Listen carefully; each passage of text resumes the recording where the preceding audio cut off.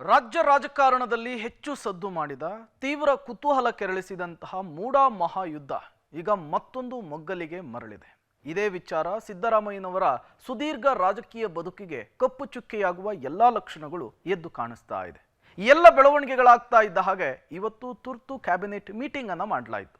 ಈ cabinet meeting ನಲ್ಲಿ ಹಲವು ನಿರ್ಣಯಗಳನ್ನು ಕೈಗೊಳ್ಳಲಾಯಿತು. ಹಾಗಾದ್ರೆ ಆ ನಿರ್ಣಯಗಳೇನು, ಕ್ಯಾಬಿನೆಟ್ ಮೀಟಿಂಗ್ ನಲ್ಲಾದಂತಹ ಬೆಳವಣಿಗೆಗಳೇನು, ಅದರ ಕಂಪ್ಲೀಟ್ ರಿಪೋರ್ಟ್ ನಿಮ್ಮ ಮುಂದೆ. CM versus governor prosecution fight. ರಾಜ್ಯಪಾಲರ ನಡೆಯ ವಿರುದ್ಧ 3 ಖಂಡನಾ ನಿರ್ಣಯ.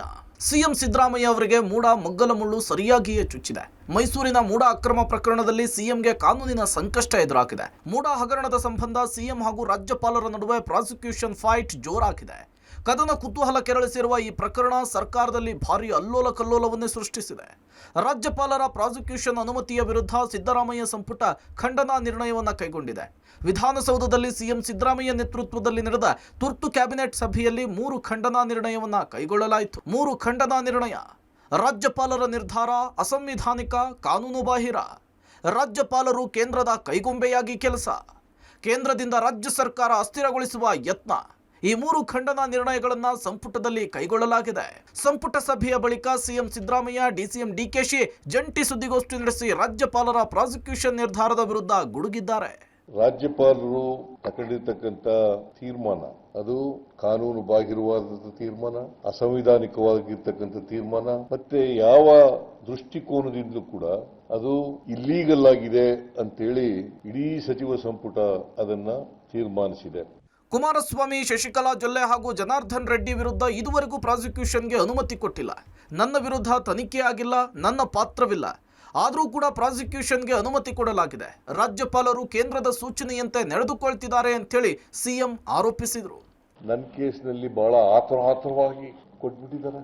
ನಮ್ದು ತನಿಖೆ ಪ್ರಿಲಿಮಿನರಿ ತನಿಖೆ ಇನ್ವೆಸ್ಟಿಗೇಷನ್ ಆಗಿಲ್ಲ, ಏನೂ ಆಗಿಲ್ಲ, ಯಾವುದೇ ರಿಪೋರ್ಟ್ ಇಲ್ಲ, ಯಾವುದೇ ಎಂಕ್ವೈರಿ ಇಲ್ಲ, ನನ್ನ ಪಾತ್ರ ಇಲ್ಲ, ನನ್ನ ಲೆಟರ್ ಇಲ್ಲ, ನನ್ನ ಸೈನ್ ಇಲ್ಲ, ನಾನು ತೀರ್ಮಾನ ಮಾಡಿರ್ತಕ್ಕಂಥದ್ದು ಯಾವುದೂ ಇಲ್ಲ ಅಂತಿದ್ರಲ್ಲೂ ಮಾಡಿದ್ದಾರೆ. ಇನ್ನು ರಾಜ್ಯಪಾಲರ ವಿರುದ್ಧ ರಾಷ್ಟ್ರಪತಿಗಳಿಗೆ ದೂರು ಕೊಡುವ ಬಗ್ಗೆ ಚರ್ಚೆ ಮಾಡಿಲ್ಲ. ಇಂಡಿ ಒಕ್ಕೂಟದ ಜೊತೆಗೆ ಚರ್ಚೆ ಮಾಡಿ ತೀರ್ಮಾನ ಮಾಡ್ತೇವೆ ಅಂತ ಹೇಳಿದ್ರು. ಅವರೇನು ಈಗ ನನ್ನನ್ನ ರಾಜಕೀಯವಾಗಿ ತೇಜೋವಧೆ ಮಾಡಬೇಕು ಅಂತ ಪ್ರಯತ್ನ ಮಾಡ್ತಾ ಇದ್ದಾರೆ. ಇದು ಸಾಧ್ಯ ಇಲ್ಲ. ರಾಜ್ಯಪಾಲರ ಈ ನಡೆಯ ವಿರುದ್ಧ ರಾಷ್ಟ್ರಪತಿಗಳಿಗೆ ದೂರು ಕೊಡ್ತೀರಾ?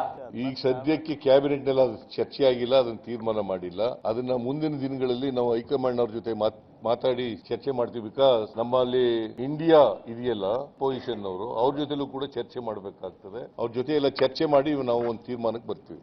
ಡಿಸಿಎಂ ಡಿಕೆ ಶಿವಕುಮಾರ್ ಇಡೀ ಕ್ಯಾಬಿನೆಟ್ ಮತ್ತು ಪಕ್ಷ ಮುಖ್ಯಮಂತ್ರಿಗಳ ಪರ ನಿಂತಿದೆ. ಯಾವ ಒತ್ತಡಕ್ಕೂ ಯಾವ ಕಾರಣಕ್ಕೂ ಮಣಿದು ರಾಜೀನಾಮೆ ಕೊಡುವ ಪ್ರಶ್ನೆಯೇ ಇಲ್ಲ ಅಂತೇಳಿ ಸಿದ್ದರಾಮಯ್ಯ ಪರ ಬ್ಯಾಟ್ ಬೀಸಿದ್ರು. ಇಡೀ ಕ್ಯಾಬಿನೆಟ್ ಮತ್ತು ಪಕ್ಷ ಎರಡೂ ಸೇರಿ ನಾವೆಲ್ಲ ಒಗ್ಗಟ್ಟಿಂದ ಕರ್ನಾಟಕ ರಾಜ್ಯದ ಮುಖ್ಯಮಂತ್ರಿಗಳ ಪರವಾಗಿ ಇದ್ದೇವೆ. ಯಾವ ಕಾರಣಕ್ಕೂ ಯಾವ ಒತ್ತಡಕ್ಕೂ ಕೂಡ ಮಣಿದು ರಾಜೀನಾಮೆ ಕೊಡುವಂತ ಪ್ರಶ್ನೆ ಉದ್ಭವ ಆಗುವುದಿಲ್ಲ. ಒಟ್ನಲ್ಲಿ ರಾಜ್ಯಪಾಲರ ಪ್ರಾಸಿಕ್ಯೂಷನ್ ನಿರ್ಧಾರದ ವಿರುದ್ಧ ಕ್ಯಾಬಿನೆಟ್ ಖಂಡನಾ ನಿರ್ಣಯವನ್ನು ಕೈಗೊಂಡಿದ್ದು ಸಿಎಂ ಕಾನೂನು ಸಂಘರ್ಷ ಮುಂದುವರಿಸಲಿದ್ದಾರೆ. ಪ್ರಾಸಿಕ್ಯೂಷನ್ ನಿಂದ ಸಿದ್ದರಾಮಯ್ಯ ಪಾರಾಗ್ತಾರಾ? ಕಾದ್ ನೋಡಬೇಕಿದೆ. Political bureau, Public TV.